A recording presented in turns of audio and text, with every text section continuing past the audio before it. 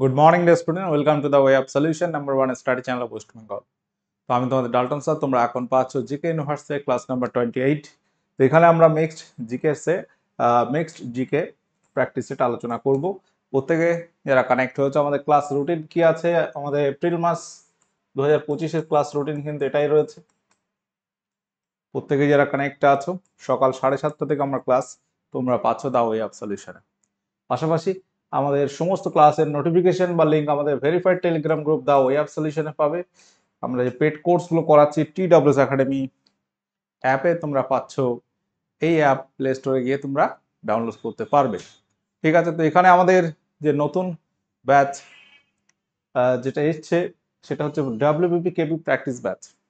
প্রত্যেকে যারা কানেক্ট আছো, যারা WBP বা কেপি পরীক্ষার জন্য প্রস্তুতি নিতে চাও, আমাদের একটি প্র্যাকটিস ব্যাচ যেটি শুরু হচ্ছে নেক্সট উইকে। প্রত্যেকে যারা কানেক্ট আছো, এখানে কি কি পাচ্ছ? GK math, GI English, latest প্যাটার্নের প্র্যাকটিস সেট তোমরা পাবে। এমসিকিউ প্র্যাকটিস হবে, প্রতিটি ক্লাসের PDF সোম থেকে শনি ক্লাস তোমরা পাচ্ছ। ওকে, আচ্ছা। এছাড়া আমাদের রেলের প্র্যাকটিস ব্যাচ রয়েছে, যেটা শুরু হচ্ছে 7 তারিখ থেকে, 7 এপ্রিল থেকে, শুধুমাত্র রেলের জন্য প্র্যাকটিস ব্যাচ। তো পরীক্ষা ওরিয়েন্টেড প্র্যাকটিস ব্যাচ, রেলের জন্য আলাদা, WBP কেপির জন্য আলাদা। পাশাপাশি আমাদের কম্বাইন্ড ফাউন্ডেশন ব্যাচ যেটা শুরু হচ্ছে, সেটাও 7 এপ্রিল থেকে। প্রত্যেকে একটু মাথায় রাখো, যারা এখনো ফাউন্ডেশন ব্যাচ নাওনি, তোমরা নতুন স্টুডেন্ট, তাদের জন্য কিন্তু এই ব্যাচ। ওকে, আচ্ছা চলো। তো আমরা আজকের প্রশ্ন আলোচনা শুরু করছি। প্রথম প্রশ্ন, বৃহত্তম স্তন্যপায়ী হলো কি? আজকের প্রথম প্রশ্ন, কোশ্চেন নাম্বার 1, সাদা তিমি, আফ্রিকান হাতি, নীল প্যান্থার, নীল তিমি। প্রত্যেকের সেশনে যারা কানেক্ট হয়েছে, অবশ্যই সেশনটি লাইক করো, শেয়ার করো, শেষ পর্যন্ত দেখতে থাকো। ওকে, আচ্ছা। বৃহত্তম স্তন্যপায়ী হলো নীল তিমি, ব্লু হোয়েল, যেটাকে বলা হচ্ছে বৃহত্তম স্তন্যপায়ী প্রাণী পৃথিবীর মধ্যে। পরবর্তী কোশ্চেন, নিচের জোটগুলির কোনটি পর্যায় সারণীর একই শ্রেণীর সদস্য? পর্যায় সারণী বা পিরিয়ডিক টেবিল কেমিস্ট্রি একটা উল্লেখযোগ্য চ্যাপ্টার। এই জায়গাটা তোমাদের ভালো করে পড়তে হবে। তো পর্যায় সারণী এর ধারণা কে দিয়েছেন বা পর্যায় সারণীর জনক কাকে বলা হয়?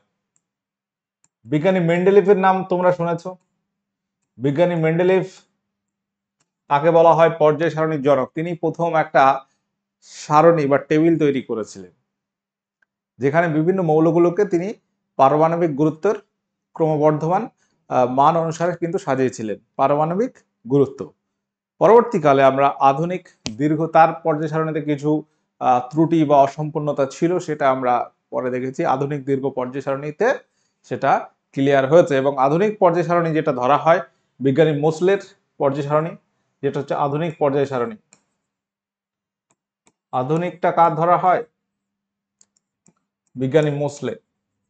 তো এই মোসলে পর্যায় সারণী বলো বা মেন্ডেলিভের পর্যায় সারণীর শ্রেণী কটা ছিল?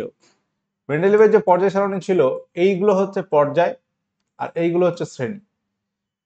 এইগুলো হচ্ছে শ্রেণী, এটা হচ্ছে পর্যায়। তো মেন্ডেলিভের পর্যায় সারণীতে পর্যায় ছিল 7টি, শ্রেণী ছিল 9টি। মোসলের পর্যায় সারণীতে আধুনিক পর্যায় হচ্ছে 7টি, এগুলো একটু জানতে হবে। আর শ্রেণী বর্তমানে আধুনিক দীর্ঘ পর্যায় সারণী যদি দেখো, টোটাল যদি দেখা হয় 18টি হবে। তো এখানে একই শ্রেণীভুক্ত কি কি আছে? Magnesium, sodium, beryllium, potassium, zinc, copper, chlorine, fluorine. এখানে তোমরা দেখতে পাচ্ছ ক্লোরিন, ফ্লোরিন, এগুলোকে বলা হয় হ্যালোজেন মৌল। হ্যালোজেন মৌল, হ্যালোজেন মৌল যদি আমরা দেখি আধুনিক পর্যায় সারণীর 17তম শ্রেণীতে রয়েছে। কোন শ্রেণীতে? 17তম শ্রেণীতে আছে হ্যালোজেন মৌলগুলি। ক্লোরিন, ফ্লোরিন, ব্রোমিন, আয়োডিন, ঠিক আছে, এগুলো হচ্ছে হ্যালোজেন মৌলের এক্সাম্পল। পরবর্তী কোশ্চেন, হোয়াইট ওয়ার এটা কি কি দ্বারা গঠিত হয়? হোয়াইট ওয়ার এটি কি দ্বারা গঠিত হয়? ক্লে অর্থাৎ কাদামাটি, কোয়ার্জাইট, অভ্র bauxite, laterite, quartz, clay, feldspar, option d clay, gypsum, feldspar. বিভিন্ন এই যে উপাদান, এটা ডাব্লিউবিসিএস মেন্স এর কোশ্চেন নাম্বার 3, অপশন সি এখানে সঠিক উত্তর হয়ে যাবে। তো হোয়াইট ওয়ার এইগুলো হচ্ছে কোয়ার্টজ, ক্লে, ফেল্ডস্পারের সমন্বয়ে তৈরি। নিচের কোনটির একক ইলেকট্রন ভোল্ট? এই কোশ্চেন এসেছিল, ইলেকট্রন ভোল্ট কিসের একক? শক্তির পার্থক্য, শক্তি, চার্জ নাকি ক্ষমতা? ক্ষমতার একক কি? ক্ষমতার একক আমরা বলি ওয়াট।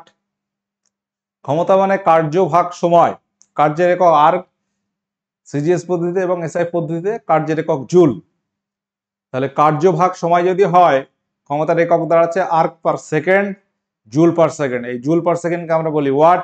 ক্ষমতার বিভিন্ন ব্যবহারিক একক রয়েছে, যেমন হর্স পাওয়ার, ঠিক আছে, এটাকে আমরা বাংলায় বলি অশ্ব ক্ষমতা ইত্যাদি। আচ্ছা, চার্জ বা আধানের একক কি? কুলম। শক্তির একক কি?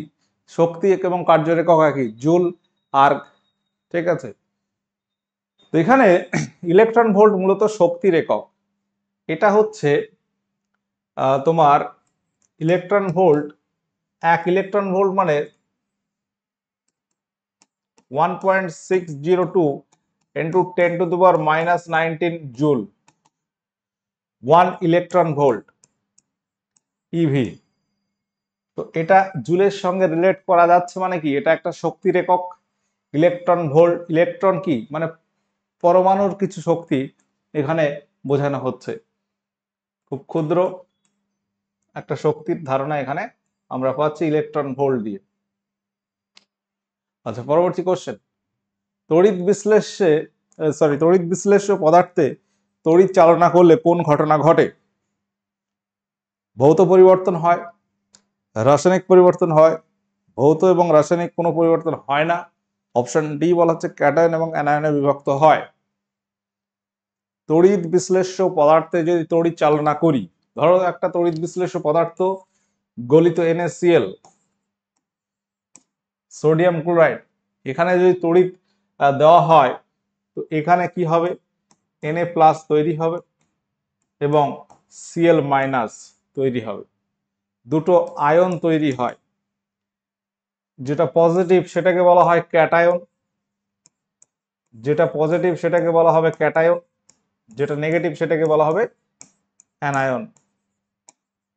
তাহলে দুটো আয়নে বিভক্ত হয়ে যায়, ক্যাটায়ন এবং অ্যানায়নে বিভক্ত হয়ে যায়। ওকে, কোশ্চেন নাম্বার 5 একটু দেখে রাখো। পজিটিভটাকে আমরা ক্যাটায়ন বলবো আর নেগেটিভ সেটাকে বলবো অ্যানায়ন। সোডা জলে নিম্নের কোনটি থাকে?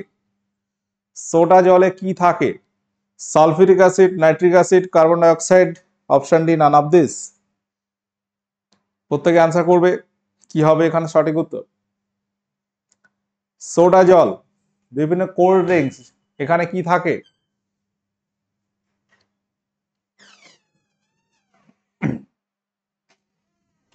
এখানে দেখ carbon die oxide, CO2। Carbon die oxide এটি কিন্তু চাপ প্রয়োগ করলে দ্রাব্যতা বাড়ে। আমরা যখন কোল্ড ড্রিঙ্কসের বোতলের ছিপি খুলি, দেখবে একটা গেজা গেজা বার হয়, বুদবুদ বার হয়, তো সেটা কিন্তু কার্বন ডাই অক্সাইড। পরবর্তী question. Maharaja Fateh Singh museum, Maharaja Fateh Singh museum এটি কোথায় অবস্থিত? Vadodara, Bengaluru, new Delhi, Kolkata. Question number 7, প্রত্যেকে বলবে এখানে সঠিক উত্তর কি হবে?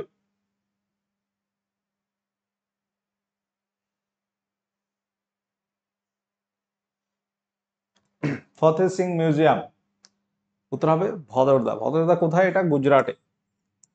এটা কোথায়, কোন রাজ্যে পড়ছে? গুজরাট।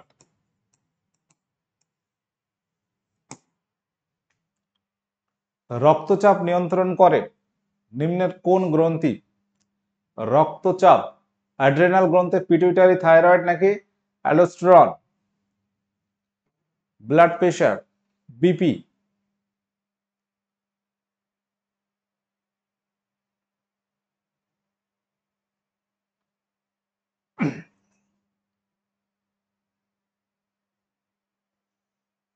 রক্তচাপ নিয়ন্ত্রণ করে, এখানে মনে রাখবে অ্যালডোস্টেরন। অপশন ডি, এটি হচ্ছে আমাদের ব্লাড প্রেশারটাকে নিয়ন্ত্রণ করে। রক্তের কোন কোষ দেহের সংক্রমণ প্রতিরোধ করে? কোশ্চেনগুলো তোমাদের জানা, পরীক্ষা আসা প্রশ্ন, খুব ইম্পর্টেন্ট কোশ্চেন এইগুলি। কোন কোষ দেহের সংক্রমণ প্রতিরোধ করে? শ্বেত রক্তকণিকা, লোহিত রক্তকণিকা, অনুচক্রিকা নাকি এরিথ্রোসাইট? তো রক্তকণিকা কয়টি আছে?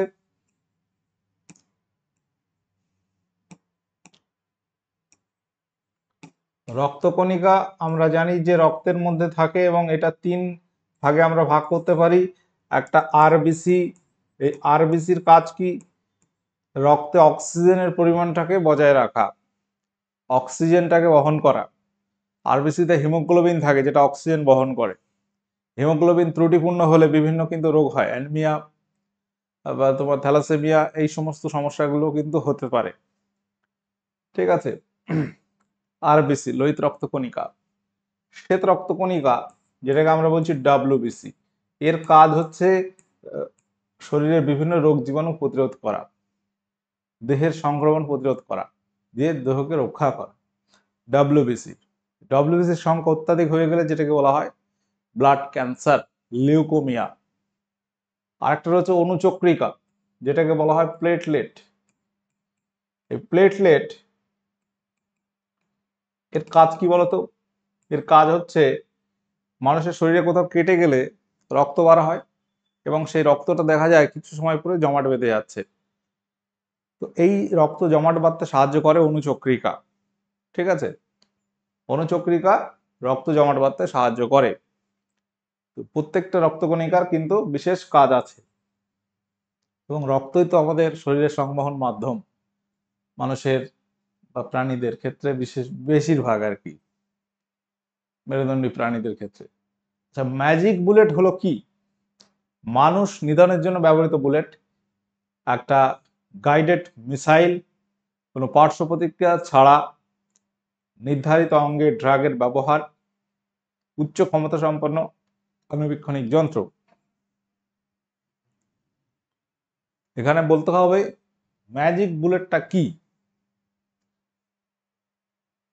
কোশ্চেন নাম্বার 10, প্রত্যেকে মনে রাখবে অপশন সি, কোনো পার্শ্ব প্রতিক্রিয়া ছাড়া নির্ধারিত কোনো অঙ্গে ড্রাগের ব্যবহার, যেটাকে বলা হয় ম্যাজিক বুলেট। কোশ্চেন নাম্বার 11, নিচের কোনটি একটি প্রাকৃতিক বিপর্যয়? প্রাকৃতিক বিপর্যয় এর মধ্যে কোনটি? ভোপাল গ্যাস দুর্ঘটনা, চেরনোবিল দুর্ঘটনা, এক্সন ভ্যালডেজ অয়েল স্পিল নাকি উত্তরাখণ্ড দাবানল? কোশ্চেনটা 2016 সালে আসার প্রশ্ন মেন্সে, ডব্লিউবিসিএস এর। তো এই ধরনের কোশ্চেন পরীক্ষা আসে প্রাকৃতিক কিছু ঘটনার উপরে। আমরা বর্তমান সারা পৃথিবীর দিকে যদি তাকাই, বিভিন্ন জায়গায় বিভিন্ন ধরনের প্রাকৃতিক ঘটনা দেখা যায়। কিছুদিন আগে মায়ানমার, থাইল্যান্ড, এই সমস্ত এলাকায় কিন্তু একটা ভয়াবহ ভূমিকম্প হয়েছে। কিছু বিল্ডিং আমরা সোশ্যাল মিডিয়ায় ছবি দেখেছি বা বিভিন্ন নিউজ মিডিয়াতে, যে 30 তলা বাড়ি তাসের ঘরের মতো পড়ে গেল কয়েক সেকেন্ডের মধ্যে। একটা বাড়ি তৈরি করতে কতদিন সময় লাগে বলো, আর ভাঙতে কত সময় লাগছে? তো বিষয়টা হচ্ছে প্রাকৃতিক বিপর্যয়ের কাছে মানুষ কিন্তু অসহায়। আজকে মানুষ আমরা নিজেদের মধ্যে দ্বন্দ্ব করছি বিভিন্ন কারণে, সেটা শুধু ভারতের কথা আমি বলবো না, সারা পৃথিবীতে মানুষ কিন্তু অস্থির। ঠিক আছে, বিভিন্ন বিষয়ে এ অন্যকে মারছে বিভিন্ন কারণে, বিভিন্ন রাশিয়া যুদ্ধ আমরা ইউক্রেন দেখেছি, প্যালেস্টাইন ইসরায়েলের যুদ্ধ। তো সারা পৃথিবী জুড়ে কিন্তু একটা বিশৃঙ্খল অবস্থায় যাচ্ছে এবং মানুষ একের পর এক প্রাকৃতিক বিপর্যয়ের সম্মুখীন হতে চলেছে। আমেরিকাতে আমরা কি দেখলাম? ভয়াবহ দাবানল। তো এই দাবানল কিন্তু প্রাকৃতিক ঘটনা। উত্তরাখণ্ড দাবানল আমাদের ভারতের মধ্যে, এটা একটা প্রাকৃতিক বিপর্যয়। ভোপাল গ্যাস দুর্ঘটনা 1984, এটা হচ্ছে একটা ফল্ট, এটা মানুষের ভুলের কারণে। চেরনোবিল দুর্ঘটনা, এটা ছিল একটা কি, চেরনোবিল ইউক্রেনের চেরনোবিলে একটা পারমাণবিক বিপর্যয়। এক্সন ভ্যালডেজ অয়েল স্পিল, মানে এটা হচ্ছে তেলের ট্যাঙ্কার লিক করে তেলের বিস্ফোরণ আর কি সমুদ্রে। তো এগুলো প্রকৃতির দ্বারা হচ্ছে না। প্রকৃতির দ্বারা যে বিপর্যয়গুলো আমরা দেখতে পাই, বিভিন্ন ঘূর্ণিঝড়, ভূমিকম্প, দাবানল, ঠিক আছে, বন্যা, মহামারী, এগুলো, খরা। তো মানুষ এখন নিজেদের নিজেদের মধ্যে যুদ্ধ করছে, বিভিন্ন কারণে দ্বন্দ্ব করছে। আমি এটা আগেও বলেছি ক্লাসে, যে গত বছর যে টেম্পারেচার পৃথিবীর হয়েছে, বলা হচ্ছে বিগত 100 বছরে সব থেকে বেশি। এবছর তুমি দেখবে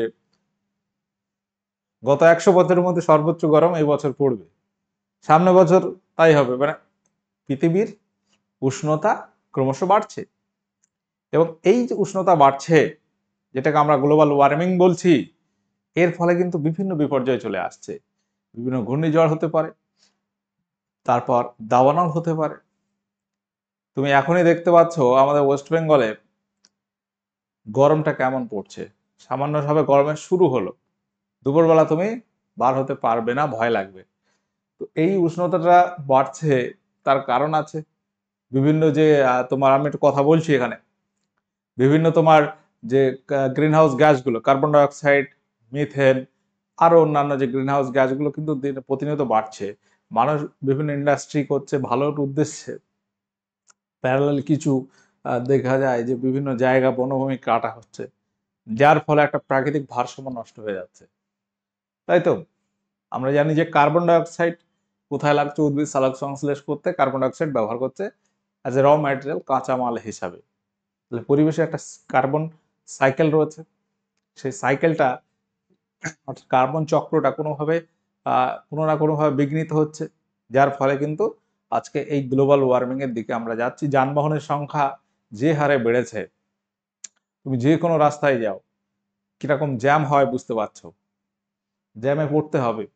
তুমি কলকাতা শহরে আসো বা তার সংলগ্ন যে জায়গাগুলো আছে, বিভিন্ন জ্যাম তুমি ফেস করেছো, প্রত্যেকেই ফেস করেছে। তাহলে এটা কেন? অত্যাধিক যানবাহন মানুষ নিজেদের সুবিধার জন্য করছে, তার ফলে কিছু সাইড এফেক্টও আসছে, যেটা মানুষ আমরা আমাদেরই ক্ষতি করছি। আচ্ছা, সর্বাধিক সুনামি দেখা যায় কোথায়, কোন মহাসাগরে? উত্তর হবে প্যাসিফিক বা প্রশান্ত মহাসাগরে। প্রশান্ত মহাসাগর, এই মহাসাগর হচ্ছে পৃথিবীর মধ্যে বৃহত্তম মহাসাগর, সব থেকে বড়।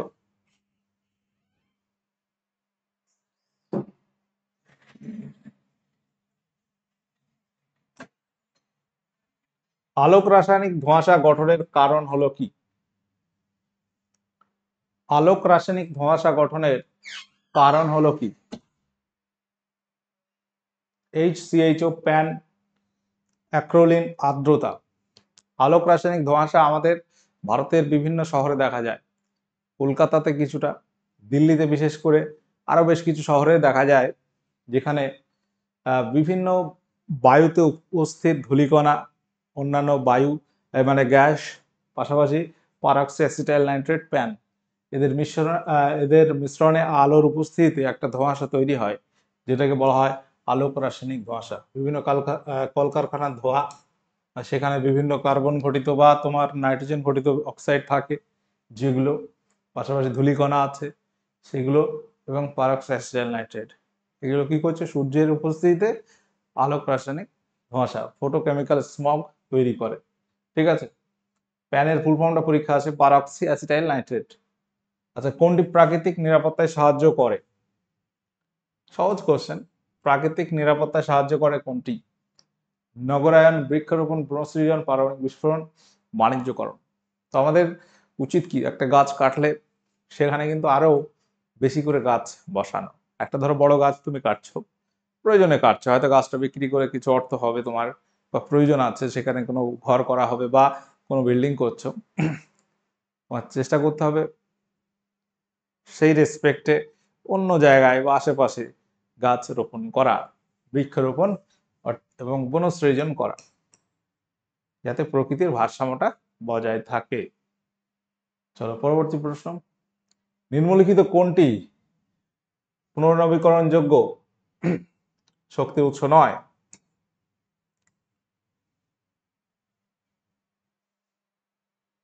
শক্তির উৎস নয়, পুনরায় ব্যবহার করা যাবে না। জলবিদ্যুৎ, সৌরশক্তি, জ্বালানি কোষ, বায়ু শক্তি। তো এখানে উত্তর কি বলবে তোমরা? পুনরায় ব্যবহার করা যায় না কি? এখানে আমরা জল ব্যবহার করতে পারি, সৌরশক্তি এটা ব্যবহার করা যায়, জ্বালানি কোষ যেটাকে আমরা কয়লা বলতে পারি, কাঠ বলতে পারি, এগুলো কিন্তু একবার ব্যবহার করা হয়ে গেলে ব্যাস তার আর কাজ থাকছে না, পুড়ে ছাই হয়ে গেলে সেই ছাই দিয়ে আর নতুন করে তুমি সেটাকে ব্যবহার করতে আর পারছ না। একটি লেন্সের ক্ষমতা কোন এসআই এককে মাপা হয়? লেন্সের ক্ষমতা কিসে মাপা হয়?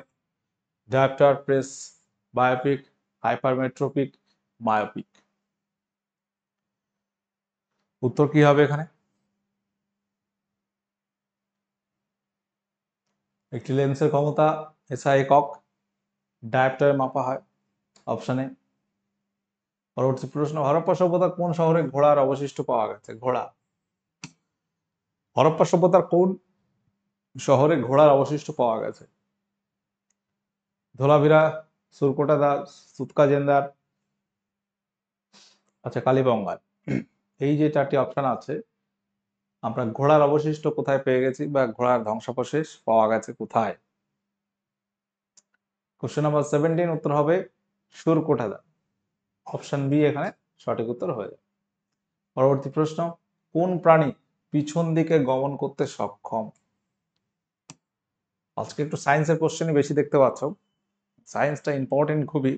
পরীক্ষায় তুমি ডব্লিউবিপি দাও, কেপি দাও, রেলের পরীক্ষা দাও, এসএসসি দাও, সায়েন্সের প্রাধান্য কোশ্চেন কিন্তু অনেকটাই বেশি এখন পাওয়া যাবে। তো এখানে আমাদের এইগুলো সিম্পল কোশ্চেন। পিছন দিকে গমন করতে সক্ষম কি? পায়রা, হাঙর, অক্টোপাস, হাইড্রা। উত্তর হবে অক্টোপাস, অপশন সি। নিম্নলিখিত গুলির মধ্যে কোন উৎসেচকটি পাকস্থলী গ্যাস্ট্রিক গ্রন্থি থেকে উৎপন্ন হয়? শরীরের বিভিন্ন উৎসেচক যেগুলো নিঃসৃত হয় বা এনজাইম মানুষের কিন্তু পরিপাকে সাহায্য করে।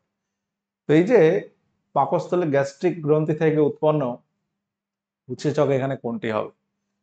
অ্যামাইলেজ, পেপসিন, ইরিথ্রিন, মল্টেজ। প্রত্যেকে বলবে সঠিক উত্তর কি হবে এখানে।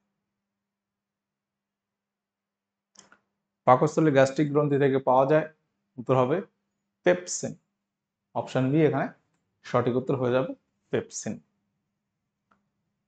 পরবর্তী প্রশ্ন, কোন সন্ধির দ্বারা প্রথম ইঙ্গো মারাঠার যুদ্ধ সমাপ্ত হয়?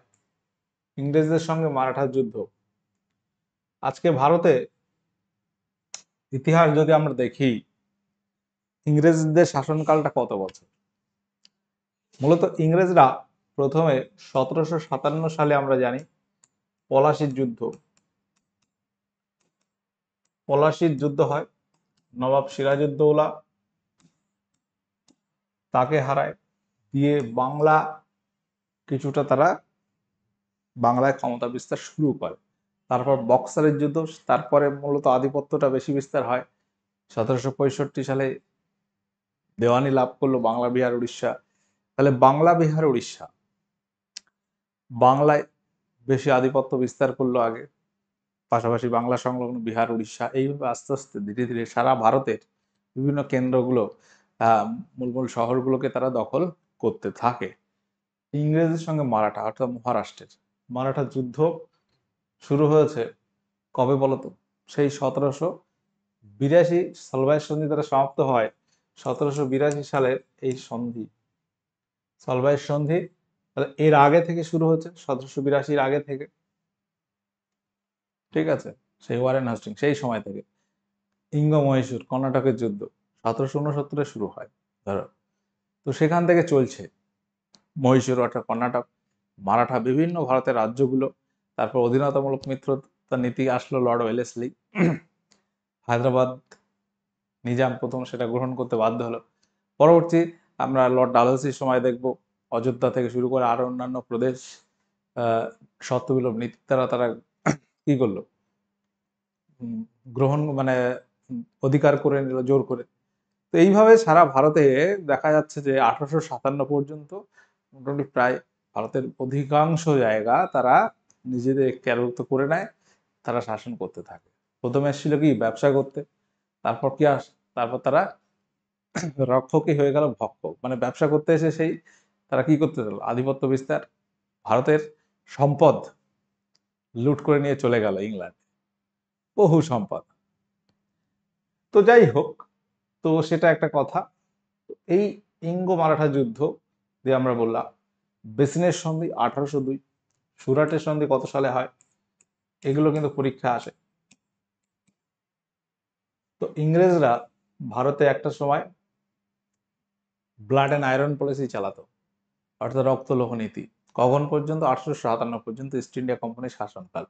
তারপরে কি হলো? 1857 পরে যখন ব্রিটিশ সরকার ভারতের দায়িত্ব নিল শাসনভার, তখন থেকে শুরু হলো ভাইসরয়, এবং তারা তখন শুরু করলো ডিভাইড অ্যান্ড রুল। তারা প্রথমে মজা পেয়ে গেছে, ঠিক আছে, 1857 মহাবিদ্রোহে যে শুকরের চর্বি গরুর চর্বি এই দিয়ে যে একটা ধর্মীয় বিভেদ তৈরি করা গেছে, সেই থেকে কিন্তু ভারতবর্ষের বুকে ধর্মীয় বীজটা বপন করে গেছে।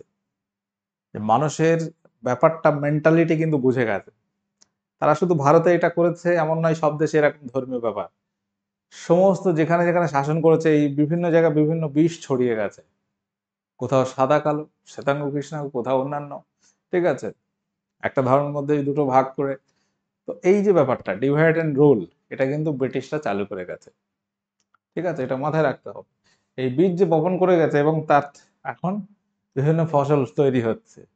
ভারতের বুকে যে অস্থির পরিস্থিতি, তার জন্য কিন্তু দায়ী ইংরেজরাই, ঠিক আছে। মানুষ এটা বুঝতে হবে আমাদের, যে আগে কর্ম তারপর ধর্ম, তাই তো। ধর্মীয় বিভিন্ন ব্যাপারে বিভিন্ন রাজনৈতিক নেতা নেত্রীরা তাদের বক্তব্য রাখবেন। তাদের উদ্দেশ্য হচ্ছে নিজেদের জায়গা টিকিয়ে রাখা, নিজেদের গদি টিকিয়ে রাখা। এই উদ্দেশ্যে দেখা যায় মানুষের মধ্যে বিভিন্ন বিষয় ছড়িয়ে একটা বিভাজন তৈরি করে, যে রাজনীতি করে ফায়দা লুটে বেরিয়ে যাবে। মূল সমস্যা কাদের হবে? সাধারণ মানুষের, যারা ওই খপ্পরে পড়ে যাবে। প্রত্যেককে আমি বলবো, সবাই শিক্ষিত আছো, ব্যাপারটা নিয়ে সচেতন থাকো, কোনো রকম ঝামেলা বিতর্কে যাওয়ার দরকার নেই। আচ্ছা, আমাদের যে নতুন ব্যাচ আছে ফাউন্ডেশন 5.0, প্রত্যেককে আমি বলবো, যারা নতুন ক্যান্ডিডেট তাদের জন্য এটা, যারা পুরনো আছে তারা যদি নিয়ে থাকো আগের ফাউন্ডেশন, নেওয়ার কোনো দরকার নেই। আচ্ছা, পরবর্তী কোশ্চেন, পাটলিপুত্র শহর কে প্রতিষ্ঠা করেন? পাটলিপুত্র শহর কে প্রতিষ্ঠা করেন? কি হবে সঠিক উত্তর? পাটলিপুত্র কোথায়? বর্তমানে যেটা পাটনা, বিহারে, তাই তো, সেটাই ছিল পাটলিপুত্র। তো বিহার, মগধ যেটাকে আমরা জানি, সেখানে কিন্তু প্রথম সাম্রাজ্য গড়ে ওঠে হর্ষঙ্ক বংশ, শক্তিশালী বংশের মধ্যে হর্ষঙ্ক বংশ। তারপর সেখানেই একের পর এক শাসন কিন্তু চলে আসছে, একের পর এক বংশ, হর্ষঙ্ক, তার শিশুনাগ, নন্দবংশ, মৌর্য বংশ, শুঙ্গ বংশ, একের পর এক। পাটলিপুত্র শহরের প্রতিষ্ঠাতা উদয়ন বা উদয়ভদ্র, অপশনের সঠিক উত্তর হয়ে যাবে। কোথায় মধ্য রেলের সদর দপ্তর অবস্থিত? মধ্য রেলের সদর দপ্তর অবস্থিত মুম্বাই, বিলাসপুর, চেন্নাই, হায়দ্রাবাদ।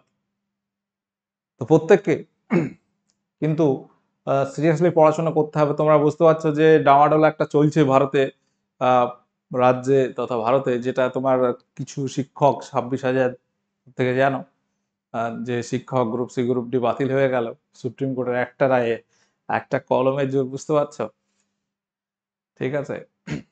একটা পাওয়ারে কতটা আর কি জনের চাকরি চলে গেল। যাই হোক, তো বিভিন্ন কারণ সেখানে আছে, আমি ওই বিষয়ে যাচ্ছি না।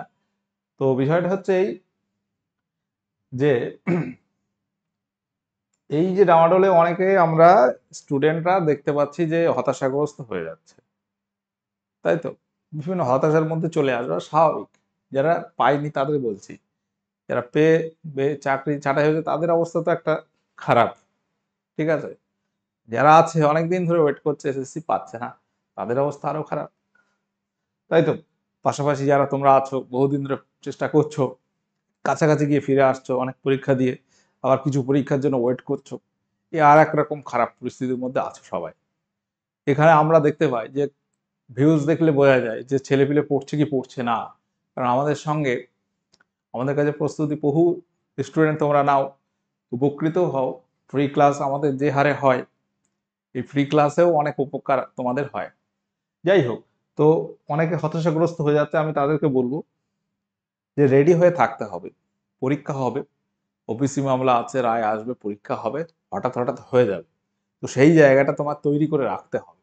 হঠাৎ পরীক্ষা হয়ে গেলে, 2 মাস পরে পরীক্ষা ঘোষণা হয়ে গেলে, 1 মাস পরে পরীক্ষা ঘোষণা হয়ে গেল, ওই 1 মাস 2 মাসে তুমি কিন্তু সেই লেভেলের প্রস্তুতি নিতে পারবে না।